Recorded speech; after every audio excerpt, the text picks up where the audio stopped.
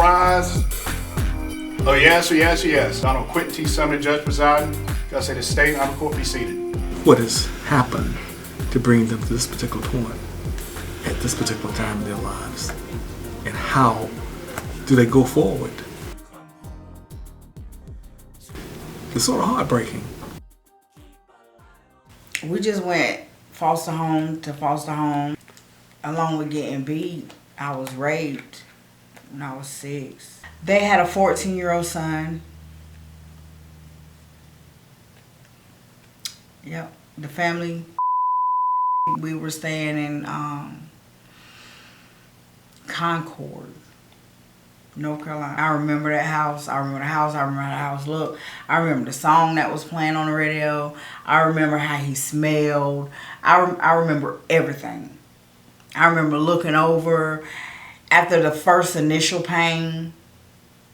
I remember just, I don't know. I just didn't feel anything after that. I remember seeing my brother cry because he was looking. I remember it. I remember everything. I went under a conspiracy case. We just did a survey last year in the prisons on conspiracy. 9 out of 10 times, the federal system on conspiracy charges they say, you knew what he was doing. This was my first felony. I got caught with a couple bags, and that was it. I wasn't selling, I wasn't doing, I had a couple bags on me, so you didn't know if I was using them or not. You never even asked me. I was with a fellow, a guy, my friend, and he was selling drugs, so I indulged in it too, and got caught up and went to prison. But I've been in and out of prison most of my life. I grew up in the hood, and you don't tell, and basically I did time for not telling, I was accused of 2 robberies and 2 gun charges. That's what I was accused of. I did time over, but I didn't do it. I just didn't tell people that did it. To be honest, I was a single mother working by myself, and I had a mental breakdown. And when I had this mental breakdown, I was involved in a car accident, and my daughter was in the car with me, and they felt like I intentionally harmed my daughter. So they charged me with first-degree murder, and I pled down to involuntary manslaughter. I had a breakdown. I really don't remember my thought process to why I did what I did. I just know that I wasn't in my right frame of mind. And it's over time, of course, I went through therapy, and I've had different sessions to have a better understanding of what happened. But at that moment in time, I didn't understand what was happening. I didn't understand why I was doing what I was doing. It was just one of those things that you can't really explain it. Even if you try to explain it, people wouldn't understand. But the truth is, mental health is one of those issues that people don't really address or don't understand until they go through it themselves. They don't know a person personally. It's just a mother was out 3 o'clock in the morning with her child in the car, and no details. The first detail was from a paramedic, and then the next was from the police officer, and it was all these different stories. Oh, she's a stripper, or she's this, but none of that was true. And it's never recanted in the newspaper. The first thing that they put in the newspaper is that's what it is. They treated me like a criminal, like I intentionally did it. Was she in a car seat? She wasn't in a car seat. She was in my lap. What happened was I ran out the house. I felt like somebody was trying to attack me. So I ran out the house with my daughter and just jumped in my car and drove off. When I jumped in the car and drove off, different thoughts were in my head, and I ended up hitting a light pole. And because she wasn't in the car seat, they felt like I was suicidal, and that I wanted to hurt myself as well as my child. So that's, and to be honest with you, going through the court proceedings, when I actually saw my motion of discovery, I was in the mental health ward of the prison. So I never saw my motion of discovery prior to my conviction. I was pretty much hanging with a wrong group of people when I was young, a teenager, 17, going on 18. I plead guilty. They said I was facing 5 life sentences plus 38 years. Nobody got shot. Nobody died. They didn't have a weapon. Didn't have witnesses. So I was railroaded. I plead guilty. I was fear of getting more time. When I was young, I didn't know any better. It happens. What would have happened, do you think, if you had? So, well, no, I'm gonna. What would have happened if you had? I don't know. I was pretty much, I was young, I was scared. So at the worst case scenario, I'm gonna say if I would have fought it, I could end up with a life sentence. Well, 5 plus 38 years. That would have been the worst. So you took how many years? 10. And now I was sentenced to 38 years. And that's how I got it. I did the 10, and that's how I got the 28 left. You didn't know what he was doing, but they say you did. He don't own nothing. You own something. So every arrest they make, they want to make money out of it. So they're going to bring you into it. You don't have to have sold no drugs. You don't even have to be around. But them people that's telling so they can get 5 years probation and not do no time say, oh yeah, she was part of it. Is that what happened in your case? Uh-huh. So you didn't sell anything? No, my husband did, but we were separated. He lived in Jersey and I lived in North Carolina. But he didn't own anything. I owned a lot of stuff down here where I lived. But I was still legally married to him. And the reason I was legally married to him, and it didn't matter to me, is because I had his son by an outside woman that I raised since he was a baby. And I could have gave the child up, but I didn't. Because I was in there with a person that had, it was just ironic, he had my same last name, but he was a white boy. We had the same charges, and actually he got caught from an undercover cell, which is actually way worse. They would set him up, that means they were watching him for a while. When we sat down, I looked at his charges, looked at mine, he got to go to a drug rehab. I had to do 18 months. So I didn't get the, and on top of that, we both had the same jackets. This was my first felony. I never knew about the PTI. He got PTI in a drug rehab program. That means instead of putting this on your record to screw your life up, we're going to give you a chance. So you're going to take the charge, but you just can't get in trouble for a certain amount of time. If you survive that time, then we'll eliminate it off your jacket. You were never told about that? No. I didn't know about that till I got out and another inmate told me, well, why didn't you apply for PTI? I was like, I don't know what that is. So your lawyer didn't tell you what that was? That's your first charge. I said, no, I never knew that. He said, she railroaded you. Basically, you got a conviction rate off of me. So your next case that you really want to let slide through looks better for you and you'll get more leeway with your judge. So I was a pawn in your little scheme to be the king. And that was wrong. And once I found everything out, it messed me up. It messed me up because now I'm sitting in there, I got a felony, I can't come home, I can't do anything. And when I get out, what am I going to do? I started, when I was around 21, 22, I started using drugs. And I tried to get some help at a program in Durham. And it just, I ended up leaving the program and ended up on the streets of Durham for about 18 years, 17, 18 years. Where were his parents? I don't know where they were. They weren't home. And if they was, would they have even cared? They beat us. You know? Did he ever go, was No. he? No. No. No. I couldn't even walk. Like, it was, I remember when he was done, he did it from the backside. And I remember it hurting to walk. I remember it hurting real bad. I remember my brother coming over to me and he got me in the bathroom and he ran some water in the bathtub, but he didn't stop it up. I remember that. And I remember, I don't know what happened in between that time and the next day, but I remember I was I was crying.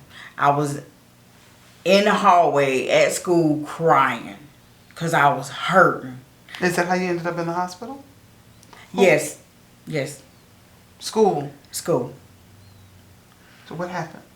I was in class and it hurt. It just hurt to sit, it hurt to stand, it hurt to walk, it just hurt.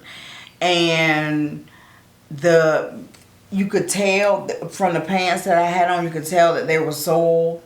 And I guess the teacher thought I peed on myself and went to the bathroom and it was a lot of blood.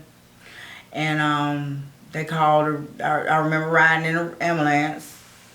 And I remember being on the bed thing. I remember being wheeled in, and I remember waking up. You never went back to that house again? No, but they left my brother there. I don't know how long it was before we got back. We were back together, but he was still there, and I was at another home.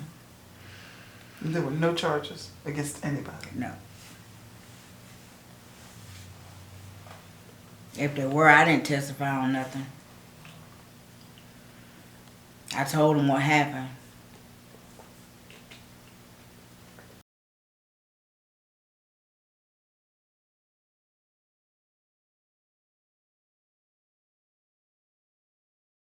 Getting arrested is it's like it's like the closest thing to slavery. Like to be told you're not going home, you can't get out of here. Like I don't know how to explain that to be a hostage almost. That's what it feels like to be a hostage. You get denied bail, or you get told that this bail is this certain amount. I'm not gonna be able to make my bail, so now I gotta sit here. I'm too prideful to ask my family to put up money for me because they're struggling. So I'm not gonna ask them to help me get out. I put myself in this predicament. So you pretty much you alone. You're sitting there. You don't know anything about this justice system like that. So once you get in there and they shut them cell doors, that's a horrible feeling. That's horrible. That's like being in the worst project in the world. That's like being in Jamaica slums or something. It's horrible. It's nasty. And you realize that I'm not going home. I can't get out of here. The day I get arrested, or the night I get arrested, after that I'm through booking and all that, and I actually go to my cell, and that cell closes behind me. That purse closed behind me. That's the worst feeling in the world. It's a bad feeling. Especially when, you don't know when you're gonna get out. You know, you be looking at some time. It's a bad feeling. From day to day, you got a routine. The best thing you can do is occupy your mind. Like it's hard to do that because you got young people coming there that don't know no better. You got all these gangs coming up in there, and the guards walk past and they bypass you.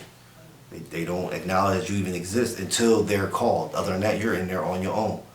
So unless you got some people in there with common sense that want to do better for themselves, those are the people that I had to cling to and linger around, because I'm not joining the gang, and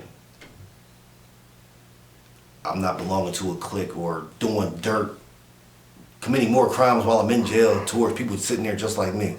It doesn't make any sense. I don't want to run to jail. I don't even want to be here. I don't want to run. I don't want no parts of this place. You never know what another person is going through. You know, you might want to use the phone. Just throwing it out there. You might want to use the phone, and someone else want to use the phone at the same time. And your situation is detrimental, but you don't know his situation. You know, if both y'all going for the phone, and he's like, man, I don't know, I want this phone. He might try to kill you because it ain't going nowhere. I might have 2 years left. You know, I might be on the basketball court, and he got life sentence. I got 2 months left. I might pump him the wrong way. You know, so it's not, I wouldn't say living in fear, is more being more aware, more cautious, you know. It's very degrading, you know, from the time you get there, even whenever your family members come and visit you. You're excited to see your family, but at the same time, when they leave, you have to get strip searched. So it's a happy moment, but then at the same time, it's like, oh man, here I go. Oh, the feds send you long ways away from your home. So when they had this crack thing, we all sent petitions home for them to put back that part of the compassionate release for the elders. And in 2014, they put it back in, and I applied for it. And I didn't get it until 2016. I was past my time, but they still messed around, till finally I got it. But when I got it, I was in Carswell. I had went there 2 years prior to that to have a knee operation, replacement of my knee. But what had happened was, it was over a year before they gave me the knee operation, and my heart was failing. The outside heart doctor said my aorta valve was destroying my heart, but they never sent me out for the tests and everything that the outside heart doctor wanted. So this day I'm in the unit, I'm back in a wheelchair because I had to stop the exercises for my knee because I had so much mucus, because they kept saying I had pneumonia, flu, COPD, all these kind of things, instead of what the heart doctor was saying. So she called me down and she told me that I had been approved to go home. The judge had signed off on it, and that she wanted me to call my family, that I was going to go home in 2 days. But I was real sick, because I never told my family I got real sick. Because you don't worry your family on the outside about what's going on in there. I can't know all the circumstances that have impacted people before I see them, but I've got an idea about some of the things that probably have happened in their lives. And I'm just wondering, is this another person who might have the cure for cancer in their head going to prison and will never have a cure for cancer? This is a person who's got a cure for diabetes, high blood pressure, or what other astronomical things they could do in life that society will never have the benefit of, because they are not going to be a part of society at that time.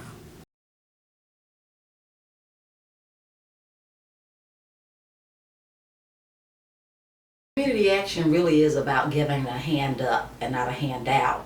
And really, we do believe that people deserve a second chance, and that they should have the supportive tools and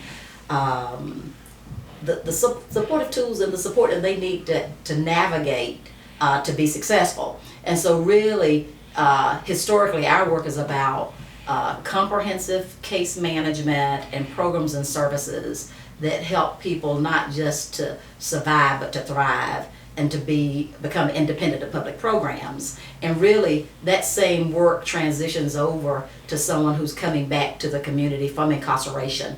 So really, we are so happy to be able to be a part of this work, because we've been doing it for 50 plus years and helping low-income families. And if an individual's incarcerated, usually there's not a limo pulling up at the jail or at the prison to give them a ride home. And so our program provides the services, the comprehensive case management, and the programs and services to help them to get back on their feet, to be stabilized. And often I said, if we want people to be successful after incarceration, it can't be a road or bridge to nowhere, but the support has to be in place from the community to actually welcome these folk back home and look at how they can be productive citizens and help them to be productive citizens. We actually help offenders be enrolled into the program. We help them find jobs. We see what their qualifications are. We see what they like to do, what they're not good at, what their strong points are. Once we do that, then we'll sit down and give them a list of jobs that are hiring. Some of them know how to fill out applications, some don't. So we do ask those questions to see what they're comfortable with and familiar with. Once we get that information from them, and if they know how to fill the applications out, we we let them do it. But if they have questions, we try to kind of walk them through the application. So when they bought me a pair, I literally had a pair of shorts, a t-shirt, a hat, a pair of socks, and sneakers. People get out of jail, they go to a halfway house and they go their way. They don't have a program set up to help convicted felons to get on their feet. Our role in reentry is being a voice for those that don't know how to navigate the system.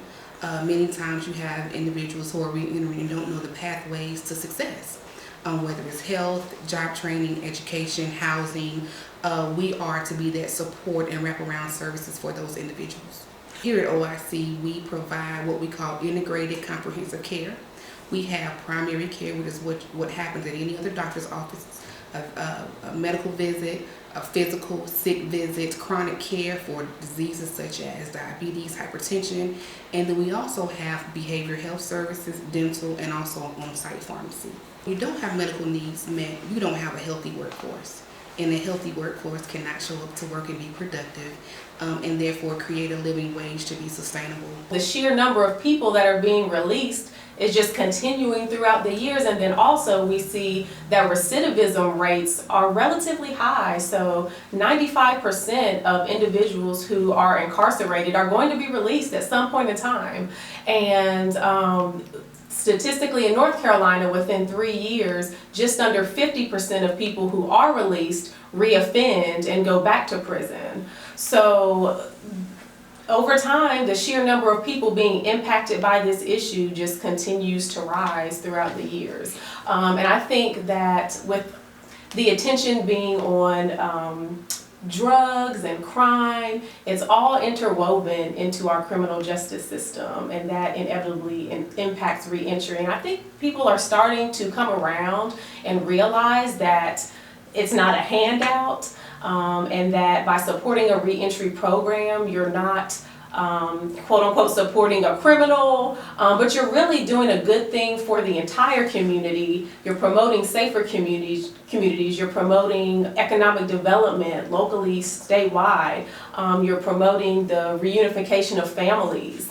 and you're really breaking the cycle because statistically a child who has a parent that's been incarcerated is far more likely to follow down that path and offend themselves, unfortunately. So by having successful reentry programming, you can even impact generations of families down the line. And then I saw my son following in my footsteps.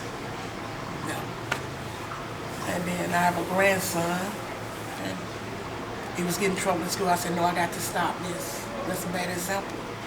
I'm setting for them. We really need to address the recidivism.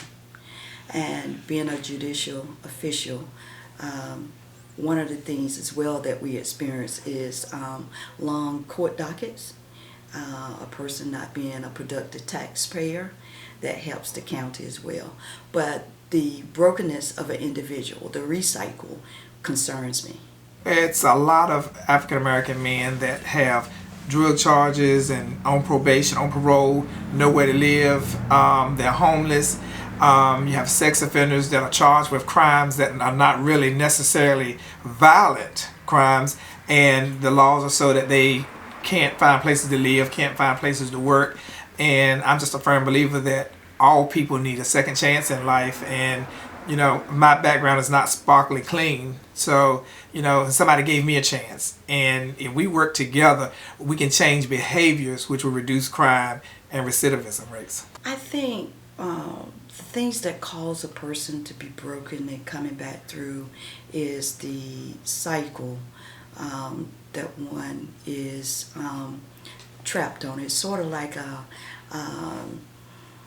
on a merry-go-round and don't know how to get off, crying out for help. And so not knowing where to go, being caught in a cycle of stigma, becoming just another number and not seen as a person who wants to make a difference, who want their life to be changed. It concerns me. That's where I see the brokenness, and not just physically, I see it mentally and also financially. And so my thinking to them, just what if someone would see them as a human and speak life and empowerment and show them that there is hope, that there is a place of service. Have you heard about new reentry? They don't have no family to go to. 9 out of 10 times they burnt their bridges. So now they have to prove themselves. And if they didn't do it while they were locked up, while they were incarcerated, then they have to start doing it now. And a lot of times, if you've burnt your bridges, it's hard for family to trust you again. And how society looks at it is, if the family don't trust them, why should I? That's the catch. But re-entry trusts them. They help them. I shouldn't have to depend on nobody. I go to work every day like anybody else. I don't have to depend on nobody to get anything. But I was living in a hotel, going back and forth to work. And just after a while, I got children. I can't provide for my children the way I want to. My children can't come to the hotel to come see me. I'm not allowing you to. I don't want to mess my child's mother up by going to her house to stay because, like you said, you can't have a felony. So if I go there and somebody finds out that I'm living there, I'm not versed in that, put my family out. So I had to stay over there where I was at. Mm-hmm. It was just after a while, it was too hard for me. I couldn't do it. I knew for a fact can't nobody live like this. Can't nobody do it. So I decided one day, my mother said she was coming down here to visit. I jumped in the car with her, came down here. When I got down here, I ran into my aunt.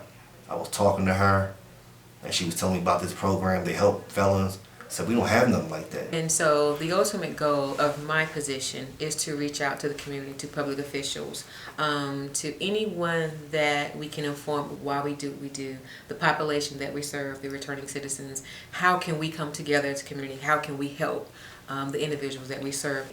And we let them know the different services that we provide. They don't have to personally be on probation, but they do have to have some sort of background, criminal background. And we kind of base them on how far they are as far as the levels of high risk, medium, and low. It's pretty much how we based it, but we help everyone that we can.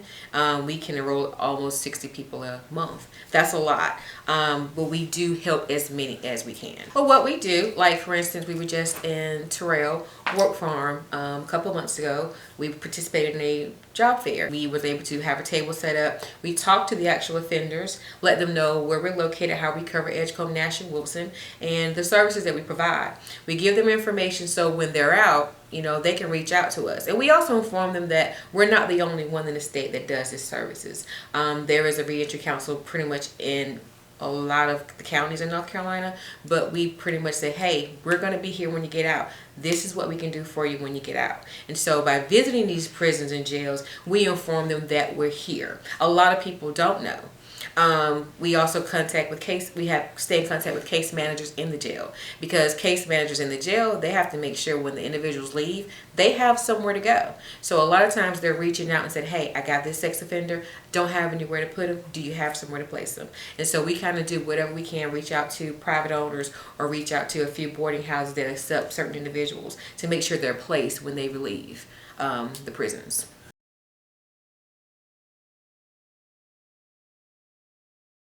Most come out not getting all of their things that they had while they was in there, because they probably had an ID prior to them coming out, but for some reason their stuff got misplaced or they just didn't receive it when they was released from prison.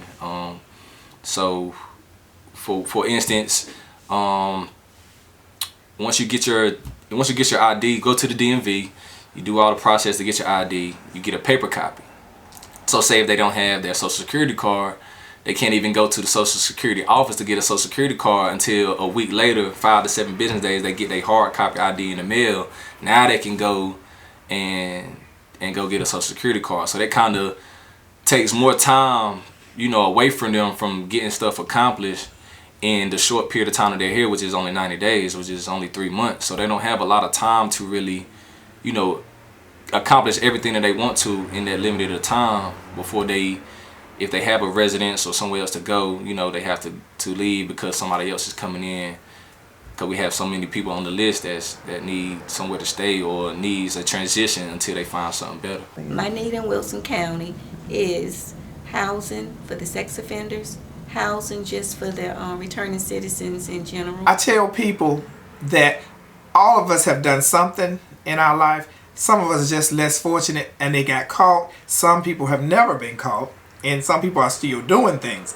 But what we have to look at, if we look at our families, we have somebody in our family on probation, parole, have been to jail, have been to prison. That's throughout all genders of life and communities. And so when people say that they don't want to be bothered with them, we have to take a step back and look at the entire family household. Your family structure could have been a cousin, uncle, niece, nephew, or someone that was in prison or in jail or in trouble that, you know, you say you don't want to deal with them, but somebody has to deal with them. You know, it's different types of sex offenders, but like you say, when they hear it, they like, no, I don't even want to deal with that.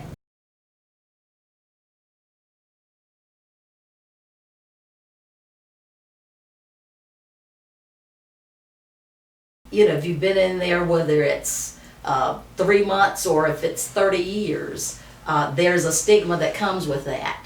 And so we want to really help to educate the community about providing second chances and allowing people to, if they've done the time, to let them to be able to move it forward and not to keep looking back on their past history, but to give them a chance to survive and thrive.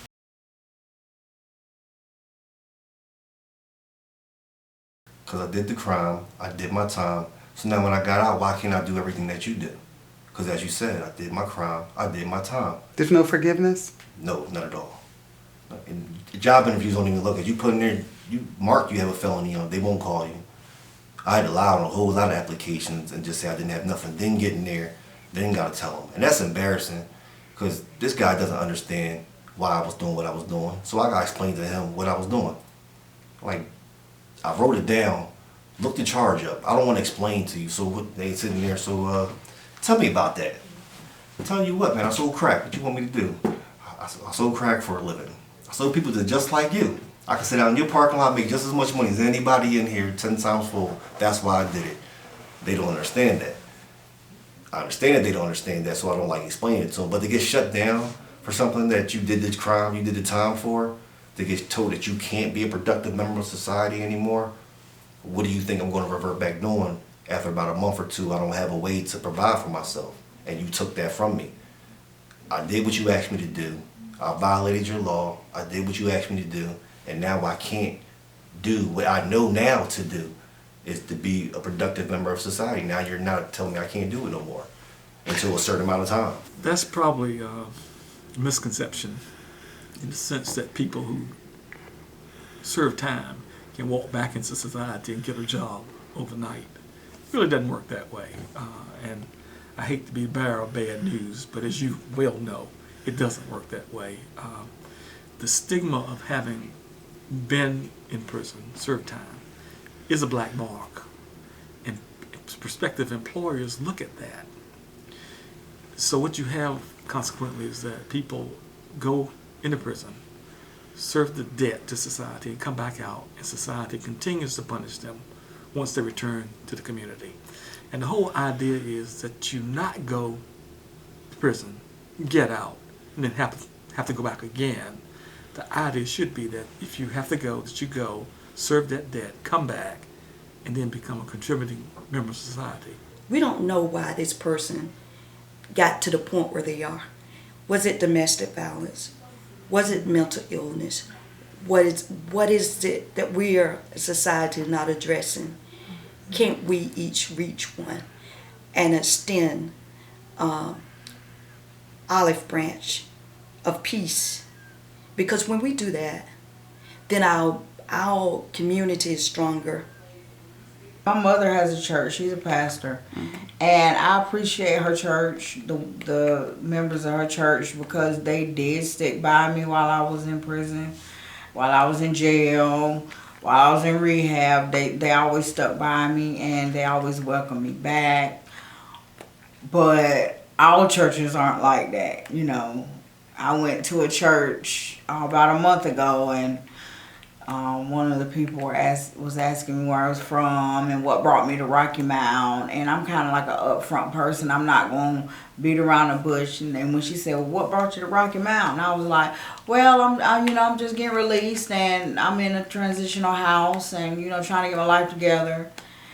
And then I went back to church the following Sunday, and this woman totally act like I wasn't even there, and I sat like right beside her and spoke to her, and I was like, okay, I haven't been back. There's different communities here that don't allow certain houses in the neighborhood. The neighborhood fights you from bringing a house in there that's got ex-felons or felons, as they call them. And that's hard because somebody needs to educate the community. When they have these community meetings, these neighborhood meetings, re-entry should be the main topic for every community meeting they have. A re-entry person should be invited to everyone. And they have them. And they have them at the churches. But it's the responsibility of the churches too. My church, St. Mark, on Tarboro Street, he tells everybody. All of us might be somebody that's been to prison. You got a child that's been to prison. If that family member goes to a church and one of their family members are incarcerated, it's the responsibility of that minister to minister that person while they're in prison. Let them know they have a home. Give them hope. Give the people in your church the responsibility to accept that family member into that church. It's almost heartbreaking because you know that you have the potential, you know you have the experience to do a great job, and for them not to even give you the opportunity, it's like you're missing out on a great addition to your company. I've worked customer service my whole life basically, and to get through the interview process and second interviews just to get my background back, and they're like, oh no, we can't use you, or call this 1-800 number to figure out any type of discrepancies. You can bring people in and you may want to see the great things about them, and then you don't know their past and you pull it up. And had I pulled it up and said, I didn't know you were in all that trouble before, you should have told me. And I said, well, I was terrified to tell you that because I've had that happen before. But that person was really great with what he came to work on time, had a great attitude, great teamwork, things like that. We were able to keep him. That's a success story to me. I made a mistake. I paid my debts to society. It helped me get my life together. You can't get your life together because people don't want to hire you. Everybody's looking at your background. And that's hard. And yeah, I understand it's my background. I did it, whatever, but and then it is when you spend months looking for a job and can't get a job, it gets frustrating. I got told by my parole officer, go get another job. Go get a job. I actually almost violated parole one time. I got sent back because me and my parole officer got into it because I had a second job interview. I already had a job. I had a second job interview, but it was interfering with the time she wanted to meet me. So I came up there on my own a day early to let her know I got a job interview. I can't come up here tomorrow. So can we do this now or can you do it later on? No, that's your time to be here. You need to be here. Well, ma'am, I have a job interview. Isn't that what I'm supposed to be doing? Well, that's irrelevant to me. Okay. I was like, well, ma'am, I need to apply for welfare. They told me that you had to sign papers. No, no. You're not letting the taxpayers pay for you to be on. We're not paying. We're not doing that. That's taxpayer money. I'm getting a job. I did have a job before I got here. Like that is part of my money. So why can't I utilize it? So you get shut out.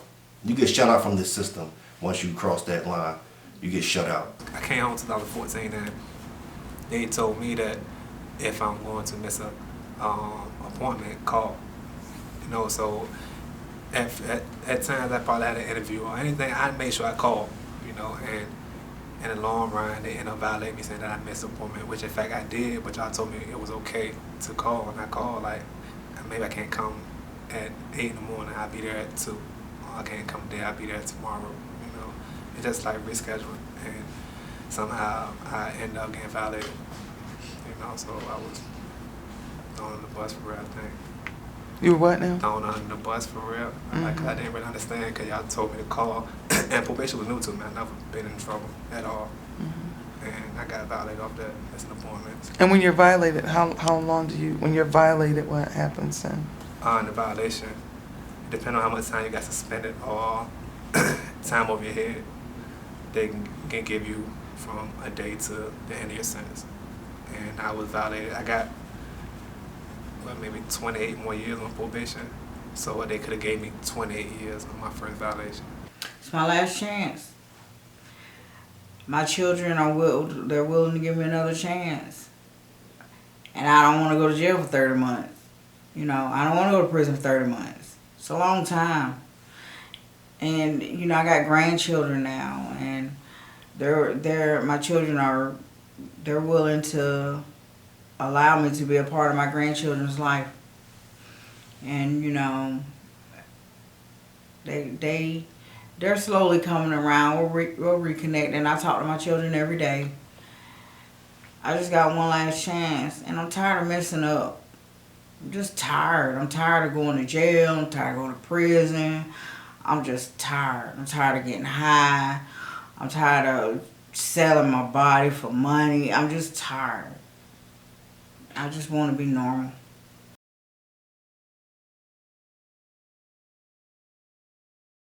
Say there's a woman that's in prison. She doesn't have anything to go home to. All right. I'm in constant contact with her. I should say first, I've been home. It'll be 4 years in March. Okay?